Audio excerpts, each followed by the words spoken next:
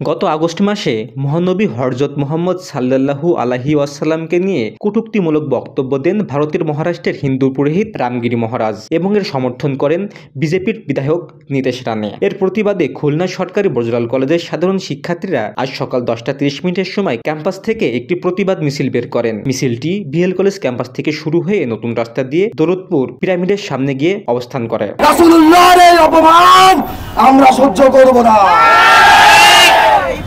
ভারতের লাখো লাখো মুসলিম রাস্তায় নেমেছে, আমরাও তাদের সাথে একত্র ঘোষণা করে রাস্তায় নেমেছি। বিক্ষোভকারীরা বলেন, আমাদের ধর্মে অন্য ধর্মকে সম্মান প্রদর্শন করার কথা বলা হয়েছে, কিন্তু একাধিকবার আমাদের নবীজি সাল্লাল্লাহু আলাইহি সাল্লামকে নিয়ে কটূক্তিমূলক কথা বলেছেন বিভিন্ন মহল। তাই মুসলমান হিসেবে এর প্রতিবাদ করা আমাদের দায়িত্ব। আমাদের ইসলাম ধর্ম শান্তির ধর্ম। আমাদের ইসলাম ধর্মের কাছে সকল ধর্মের, সকল বর্ণের, সকল মতভেদাভেদের সবাই নিরাপদ।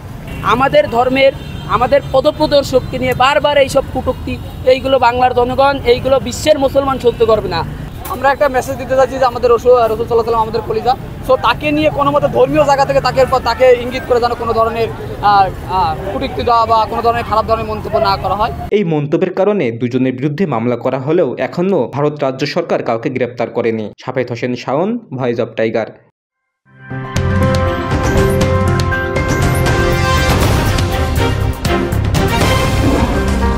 Voice of Tiger.